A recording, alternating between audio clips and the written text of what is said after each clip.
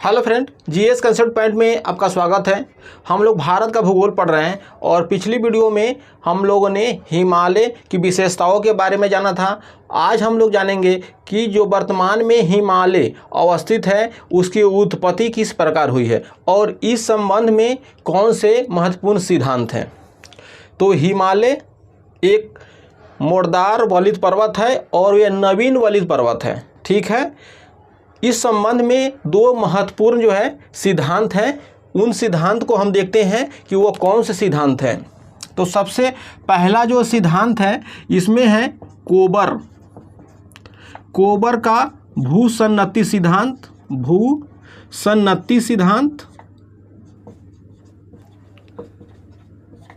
दूसरा है plate tectonic. इस प्रकार हिमालय की उत्पत्ति के संबंध में दो सिद्धांत हो गए, कोबर का भूसन्नति सिद्धांत जियोसिंक्लाइन थ्योरी, और दूसरा है प्लेट टेक्टोनिक, इसे हम लोग प्लेट विवर्तनकी सिद्धांत भी कहते हैं। ये दो महत्वपूर्ण सिद्धांत हैं। आज लेकिन हम लोग इसमें कोबर के भूसन्नति सिद्धांत के बारे में जानेंगे और इसके माध्यम से यह हिमालय की उत्पत्ति किस प्रकार हुई है इसको हम लोग अच्छे तरीके से जानेंगे। तो आइए हम देखते हैं कोबर का जो भूसन्नति सिद्धांत है उसे देखते हैं। कोबर महोदय यह एक जर्मन भूगोलवेत्ता थे।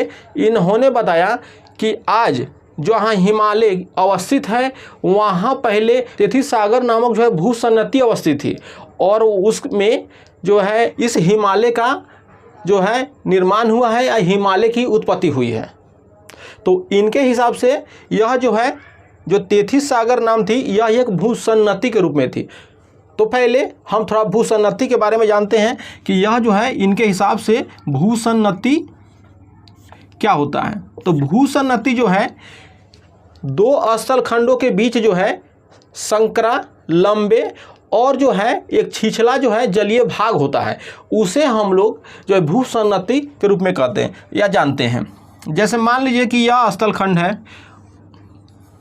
यह स्थल खंड हो गया और यह जो है इधर वाला स्थल खंड हो गया और ये बीच वाला जो भाग देख रहे हैं आप, जो बीच वाला ये भाग देख रहे हैं यही जो है भूसन्नति है। क्या है? यही जो है भूसन्नति है जो है। और यह दोनों जो और जो है स्थल भूखंड है, यह जो है स्थल खंड हो गया, ये भी स्थल खंड हो गया। और बीच में यह जो एक संकरा छिलछला और जो संकरी जो है एक जलीय भाग होता है, इसी को हम लोग जो है कोबर महोदय ने भूसन्नति नाम दिया, जिसे हम लोग भूसन्नति के नाम से जानते हैं। तो इनका कहना है कि जहाँ हिमालय अवस्थित थी वहाँ पर यह जो है तेथिस जो सागर थी वह एक भूसन्नति के रूप में थी और उसमें जो है मलबे का निक्षेप धीरे धीरे हुआ, अर्थात अवसादों का जमा हुआ है। जमा होने के बाद जो है उसमें दोनों भूखंडों के बीच जो है उसमें बल लगा, बल लगने के कारण जो है उस मलबे में जो है वलन की आकृति का निर्माण हुआ और वर्तमान में हिमालय के रूप में जो है वह उपस्थित है। इनका यह कहना था। अब जानते हैं कि जो भारत अवस्थित है यह जो है प्राचीन गोंडवाना लैंड का भाग है। क्या है? प्राचीन गोंडवाना लैंड का भाग है। इन्होंने तेथिस सागर नामक भूसन्नति की चर्चा की है, तो इसलिए हमें इसे समझना आवश्यक है। उसके बाद हम इस पूरे आगे की प्रक्रिया को आसानी से समझ जाएंगे। यह जो है आप जानते हैं कि पृथ्वी शुरू में जो है यह एक जगह थी। आज के डेट में जितने भी ये महाद्वीप आप देखते हैं ये सब जो है एक जगह एकत्रित थे, एक जगह जो है एकत्रित थे। यह जो है मान लीजिए स्थल खंड हो गया, ये जो है स्थल खंड हो गया। एक जो है दृढ़ भूखंड थे, जितने भी हम महाद्वीप आज के डेट में देखते हैं सब एक जगह थे और इनके चारों तरफ जो है यह जल भरा हुआ था, यह जल भरा हुआ था। और इस दृढ़ भूखंड को, इस दृढ़ जो स्थल खंड था सब एक जगह एकत्रित था, इसे जो है इन पैंजिया के नाम से जाना जाता था। क्या था? पैंजिया के नाम से जाना जाता था। और इसके तरफ जो जलीय भाग थे इसे जो है पैंथालासा, क्या कहा जाता था? पैंथालासा। पैंथालासा के नाम से जाना जाता था। और यह जो है स्थल भूखंड जो एक जगह एकत्रित थे। इसमें क्या हुआ कि 200 मिलियन वर्ष पूर्व 200 मिलियन वर्ष पूर्व जो है इसमें विखंडन हुआ, और विखंडन होने के बाद इसमें कुछ पार्ट जो है इसके आपके उत्तर की तरफ बहे और कुछ जो है दक्षिण की तरफ जो है इसका प्रवाह होता है। इस क्रम में यह दो पार्टों में जो है इसका विभाजन होता है। मान लीजिए अगर इसे आप देखना चाहें तो यह हो गया एक स्थलखंड ऐसे हो गया, और यह स्थलखंड ऐसे हो गए, और एक स्थलखंड ऐसे हो गए। तो इसमें क्या हुआ कि तो बीच जो जल वाले भाग थे, ये जो स्थलखंड है इसका अगर विभाजन होगा दो पार्टों में तो जो ये जल भाग होंगे तो जल तो अंदर आएंगे। तो यह क्या हुआ कि स्थल भाग जो है यहाँ एक भाग टूटा और एक भाग यहाँ टूटा, और ये जल तो यहाँ है ही, लेकिन ये वाला जो एरिया हो गया ये जल यहाँ आ गए। तो यह जो भाग का फिर जो इसका नामकरण हुआ, इसका नामकरण हुआ अंगारा लैंड। इससे जाना गया अंगारा लैंड के नाम से, अंगारा लैंड के नाम से। और इसे जाना गया गोंडवाना लैंड के नाम से। और यह जो है इस सागर का फिर नाम दिया गया तेथिस सागर। इसका जो नाम दिया गया तेथिस सागर। यह जो है तेथिस सागर हो गया, यह गोंडवाना लैंड हो गया, और यह अंगारा लैंड हो गया।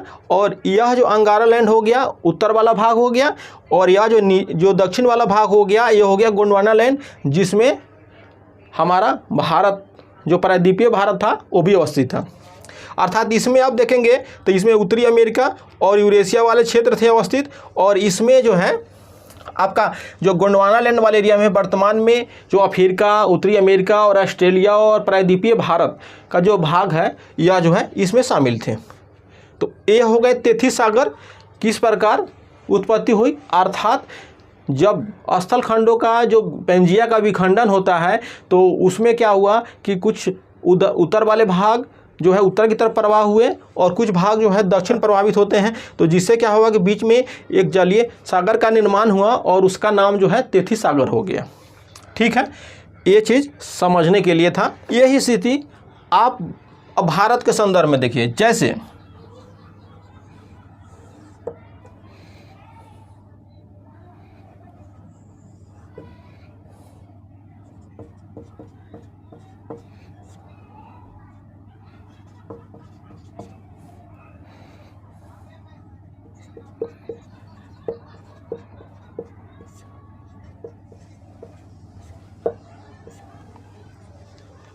यह जो है अब हम भारत की स्थिति को देखते हैं तो यह हमारा प्रायद्वीपीय भारत हो गया। अगर इसे हम आप ऐसे देखिए, अगर इसे हम अगर वर्ल्ड के रूप में ऐसे देखें जो हमने अभी आपको समझाया, तो इस रूप में आप देखेंगे तो उसमें जो यह वाला पार्ट हो गया अंगारा लैंड था, और यह वाला भाग जो है गोंडवाना लैंड हो गया जिसमें हमारा जो है भारत अवस्थित हो गया। और यह जो है जो जलीय क्षेत्र था, जो जलीय भाग था, यह ही तेथिस सागर थी। क्या थी? यह तेथिस सागर थी। यह स्थिति यह यहाँ भारत में आप संदर्भ समझ सकते हैं कि यह जो वाला पार्ट था ये जो हो गया आपका अंगारा लैंड हो गया, और यह वाला जो पार्ट हो गया, यह वाला पूरा पार्ट जो हो गया, यह जो है यह गोंडवाना लैंड का पार्ट हो गया। आप ऐसे इसको समझ सकते हैं। यह वर्तमान में जहाँ यह हिमालय अवस्थित है वहाँ पर यह जो है यह जलीय भाग जो तेथिस सागर के रूप में थी वह अवस्थित थी। ठीक है, अब इसमें इस चीज़ को थोड़ा सा और आपको जो भूसन्नति के रूप में अगर स्पष्टता के साथ थोड़ा देखना हो तो इस फिगर को हम थोड़ा और स्पष्ट करते हैं। तो इसे हम ऐसे देख सकते हैं।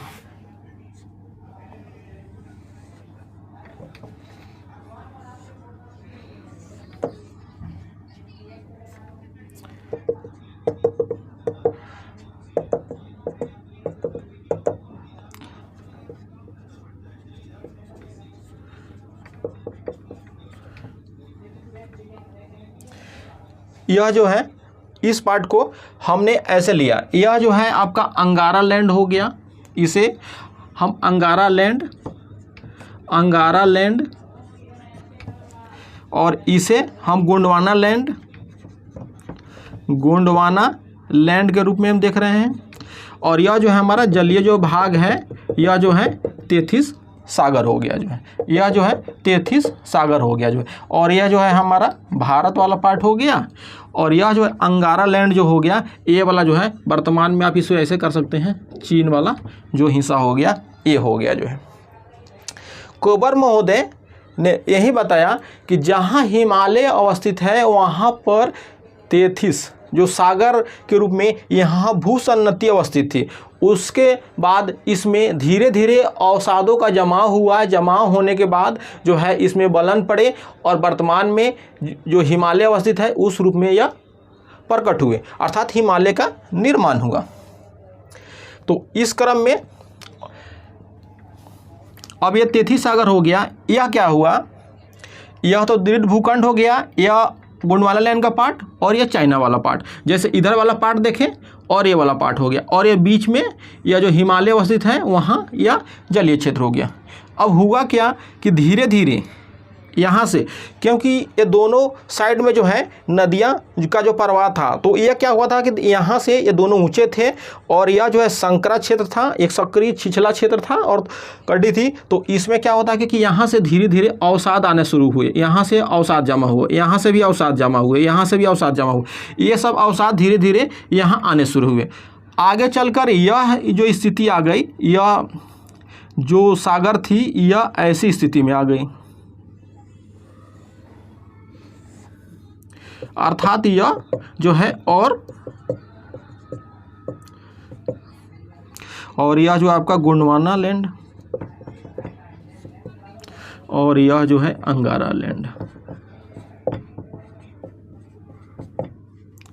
यह जो है इसमें जैसे जैसे अवसादों का जमाव बढ़ा इसमें भी थोड़ी और गहराई बढ़ी, और गहराई बढ़ने के कारण क्या हुआ कि इसमें जो है मालवा के निक्षेप अधिक होते चले गए, दोनों तरफ से इसमें जमा होते चले गए, जिसके कारण जो है यह जो है स्थिति इसकी ऐसी बनती चली गई, और यही जो है आपका भूसन्नति हो गया, जिसकी हम चर्चा पहले किए। यह जो है यह भूसन्नति के रूप में जो है निर्मित हो गई। यह तेथिस सागर थी पहले, और यह सागर जो है धीरे धीरे क्या हो गई, यह भूसन्नति बनी, अर्थात यह जो है एक संकरी, एक छिछली, एक जो है पतली, एक जलीय भाग के रूप में हो गई, और धीरे धीरे इन दोनों साइड के अवसाद जमा हुए, और जमा होने के कारण जो है यह इसकी गहराई बढ़ी, और धीरे धीरे इस दोनों अस्थल खंडों के, क्योंकि यह दृढ़ भूखंड थे, यह स्थलीय भाग है, ये भी ठोस भाग है, और दोनों के बीच जो है इसके बीच जो है दबाव पड़ा। दबाव पड़ने के कारण क्या हुआ कि दोनों में जो है यह दोनों साइड पर जो है इसके दोनों किनारों पर जो है यह बल्लन की एक आकृति का जो है यह निर्माण हुआ, और इसके अवसाद जो है एक बलित पर्वत के रूप में उभरे दोनों किनारों पर। कोबर महोदय ने बताया कि जब भूसन्नति का निर्माण हुआ तो भूसन्नति में दोनों साइड से दबाव पड़े, दबाव पड़ने के बाद दोनों किनारों पर बलित पर्वतों का निर्माण हुआ, और इसके बीच में कुछ ऐसे भाग थे जो है बलित नहीं हो पाए, लेकिन एक सपाट, एक चौपट, एक रूप में, एक चौड़ी और एक ऊंची रूप में, एक समतल, एक अवस्थित के रूप में ये बने रहें, और यही जो है ये जो बलित आकृति बनी, यही जो है आपका वर्तमान में हिमालय पर्वत के रूप में जो है विद्यमान है। तो इस प्रकार से इन्होंने, कोबर महोदय ने यह हिमालय की उत्पत्ति के संदर्भ में इसका उल्लेख किया, अर्थात यह अंगारा लैंड हो गया, और यह जो गोंडवाना लैंड भारत हो गया, और यह जो है इसी में दोनों साइड से जो है अवसाद जो जमा हो रहे थे, मैंने इसकी चर्चा की, और इसी में जो है यह हिमालय का जो है निर्माण होता है या उत्पत्ति हुई। इसे हम थोड़ा और स्पष्ट करते देते हैं।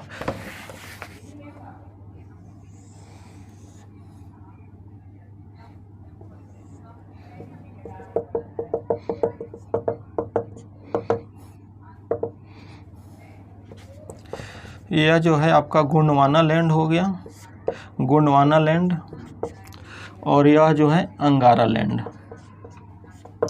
अंगारा लैंड हो गया। और यह जो है यहाँ क्या हुआ कि जो अभी हमने समझा, यह क्या हुआ कि इसके कारण जो है यह सक्रिय हो गई और यह जो है इसमें वो पड़ा, और इसके बाद जो है इसमें इस तरह के बल्लित पर्वतों का जो है निर्माण हुआ।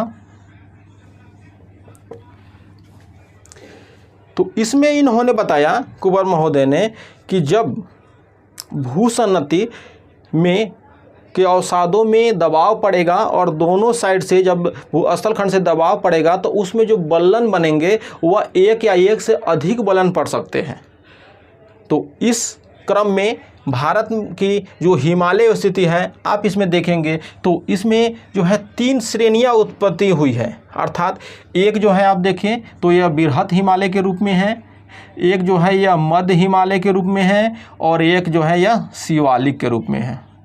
ये क्या है? एक शिवालिक के रूप में है। अर्थात 3 इसमें जो है, एक जो है बृहत हिमालय और एक मध्य हिमालय और एक जो है शिवालिक के रूप में 3 श्रेणियां उत्पत्ति हुई है। इधर जो है आप देखेंगे तो ये चाइना साइड में जो है कुनलुन जो पर्वत है, इसे क्यूलुन पर्वत कहते हैं, यह जो है इसकी उत्पत्ति हुई है। और यह वाला जो एरिया है तिब्बत का पठार है। यह क्या है? तिब्बत का पठार है, क्योंकि उन्होंने बताया कि दोनों किनारों पर तो बल्लन की क्रिया होगी, बल्लित पर्वत का निर्माण होगा, और बीच में कुछ ऐसे स्थलखंड होंगे, भाग होंगे जो पूर्णतः बल्लित नहीं होंगे, लेकिन एक सपाट, चौपट और ऊंची एक आकृति का रूप धारण कर लेगा। तो यही जो है तिब्बत का पठार है, जो देखिए पर्वतों से घिरे हुए यह पठार है। देख रहे हैं, इधर साइड में भी पर्वत और इस साइड में भी पर्वत, और बीच में यह पर्वत से घिरे हुए यह पठार है, जो यह तिब्बत का पठार अवस्थित है। और इधर जो है हिमालय की स्थिति है, अर्थात यह हिमालय हो गया। तो इस प्रकार से कुबर महोदय ने वर्तमान में जो हिमालय की उपस्थिति है, इसकी उत्पत्ति को समझाने का प्रयास किया है। इस संदर्भ में जो यह बलन हुई है, जो बृहद हिमालय की उत्पत्ति हुई है, उसके बाद जो है मध्य हिमालय की उत्पत्ति हुई है और शिवालिक हिमालय की उत्पत्ति हुई है, यह एक बार नहीं हुआ है, बल्कि यह एक क्रम में हुआ है। अर्थात इनके बीच जो है समय लगे हैं। इसकी चर्चा हम आगे और स्पष्टता के साथ करेंगे। थोड़ा इसमें एक चीज़ और जानने का प्रयास कीजिए कि इन्होंने यह जो है बल्लन के बारे में इन्होंने तो बताया कि हाँ कि बल्लित पर्वतों का निर्माण होगा, लेकिन इनमें एक चीज़ है कि जो ये बल लग रहे हैं वो किस कारण से लग रहे हैं, इसके बारे में थोड़ी सी स्पष्टता की कमी रही, जिसकी कमी की जो पूर्ति हुई है प्लेट टेक्टोनिक थ्योरी में हुई है, जो कि वर्तमान में सर्वमान्य थ्योरी है। अर्थात प्लेट टेक्टोनिक के माध्यम से विश्व के जितने भी जो बल्लित पर्वत हैं और भी जो गतिविधियां होती हैं, जैसे भूकंप, ज्वालामुखी, प्लेटों का संचरण, ये सब क्रियाएं जो उन्हें वैज्ञानिक रूप से अस्पष्टता के साथ पूरी तरह से स्पष्ट हो गई है वो चीज़ें। तो यह जो है प्लेट टेक्टोनिक थ्योरी है, जो वह सर्वमान्य थ्योरी हो गई है। लेकिन यह जो है ना, कुबर महोदय ने अपना एक प्रयास किया और इन्होंने बताया, जो कि एक बहुत ही महत्वपूर्ण है। इस बल्लित पर्वतों की उत्पत्ति के संदर्भ में यह जो सिद्धांत है बहुत ही महत्वपूर्ण है। लेकिन यह जो है, इसमें जो कुछ भी कमियां रहीं वह पूर्ति या उनकी स्पष्टता जो है प्लेट टेक्टोनिक थ्योरी के माध्यम से हो गई है। इसके बावजूद कुबर का भूसन्नति सिद्धांत बल्लित पर्वतों की उत्पत्ति के संबंध में बहुत ही महत्वपूर्ण सिद्धांत है, और यह जो है एक मान्य सिद्धांत है, क्योंकि इनके माध्यम से, इस सिद्धांत के माध्यम से बहुत सारी चीज़ें पर्वतों की उत्पत्ति के संबंध में स्पष्ट हो जाती है। यह इनका एक जो है सफल प्रयास रहा, जिसके माध्यम से वर्तमान में हम हिमालय की उत्पत्ति को समझ सकते हैं। तो ठीक है दोस्तों, आगे हम फिर प्लेट टेक्टोनिक थ्योरी के माध्यम से जानेंगे कि किस प्रकार हिमालय की उत्पत्ति हुई है। तब तक के लिए धन्यवाद।